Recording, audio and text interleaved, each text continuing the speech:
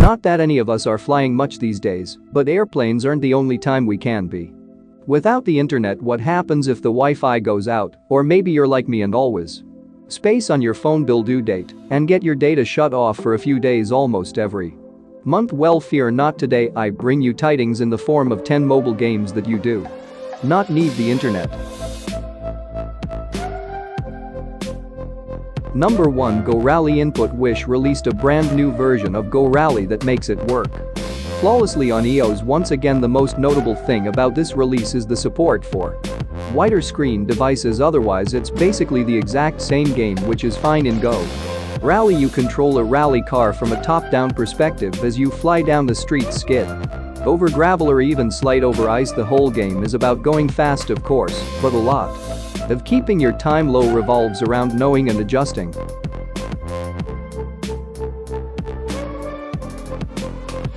Number 2. 3, 2, 1 Shootout, a fast-paced first-person shooting game where you will immerse yourself in thrilling and intense shootouts. You have to fight off hordes of intelligent enemies and destroy them all. The game features variety of weaponry in a game like pistols, shotguns, SMG, machine gun, and more. The biggest point of the game is that you don't have to buy any single gun. All the guns are mounted on the wall, so just go and exchange your favorite gun during the battle. The game has different types of the location where you will fight with your enemies. Overall, it's a decent game for those who are fans of offline FPS games.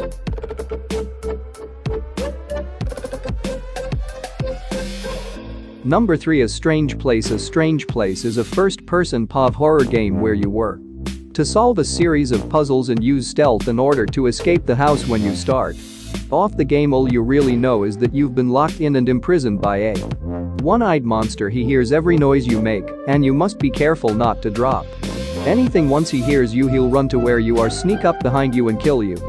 Like Granny, the controls and graphics are quite nice, and everything played fine. We didn't find it overly scary, but the atmosphere is creepy, and it's a fun play overall.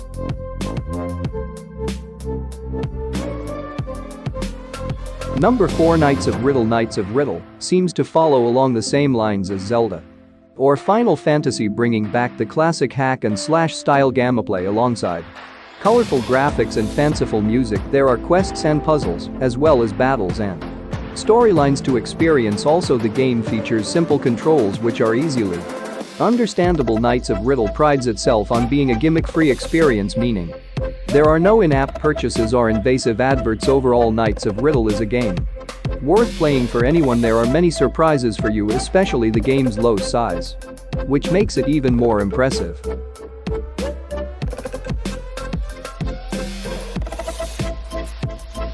Number 5. Blackmoor. 2D arcade games were once very popular on the console, the kind where you control the character moving horizontally across the screen, moving from left to right while defeating enemies. Well, Blackmoor 2 is a perfect combination of old and new with a compelling storyline. It is an interesting arcade game of 4 fats. It is the next version of Blackmoor 1 Quest Dunbury. Overall, Blackmoor 2 is a game worth playing for anybody. There are many surprises for you. The enemies are strong and wise, so you have to find some good tactics to face the powerful bosses.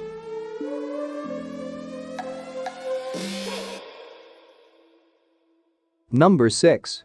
Cat Killer. An action-adventure game where you play a rabbit who is wandering through a colorful cel-shaded world filled with crystals to smash and cats to bash. For some reason, our rabbit hero has got some kind of blood feud with the felines and sets about dispatching them with nothing but a sword and the ability to shoot plasma balls. Also, the game features a dynamic yet simple combat system where your finger movements give life to your character. Overall, the game has cute graphics and great controls.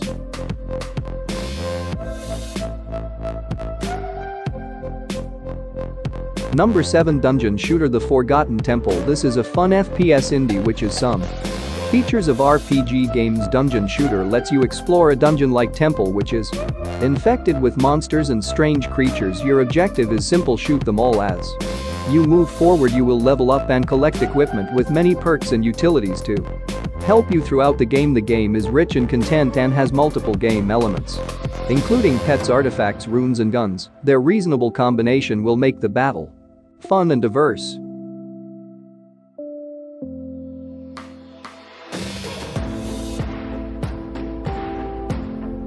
Number 8. Fugl is an open-world meditative bird-flying game where you'll fly across procedurally generated voxel trains that try to nail the wondrous feeling of flight using dual-stick virtual controls to glide around and even attempt some flying stunts. It sounds very easy and relaxing, but you will also have to avoid projectiles and other flying creatures who are coming at you, so it's not without some excitement in the game. Your body will change according to the nearby animal, so you can enjoy all types of experience in the game. Overall, it's a great exploration game which is yet only available in beta mode.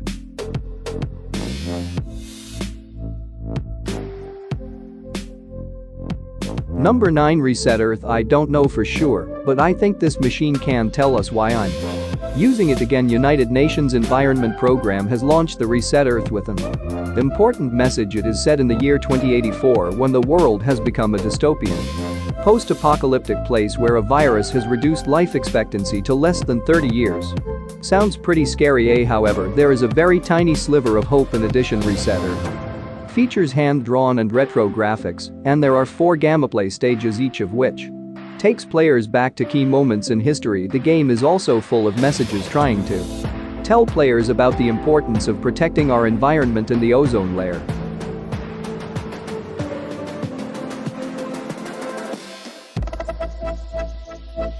Number 10. Titan Quest Legendary Edition. This is an action role-playing game set in the pre-Roman ancient world where you take control of an avatar and navigate through an overhead third-person view. Also, you get to choose the gender and other character customization options. Titan Quest combines a fascinating world of mythology with endless and exciting activities that you would expect from such a compelling game. The game has covered all the DLC including Immortal Throne, Ragnarok and Atlantis. Overall, it's a great game and I highly recommend trying it out.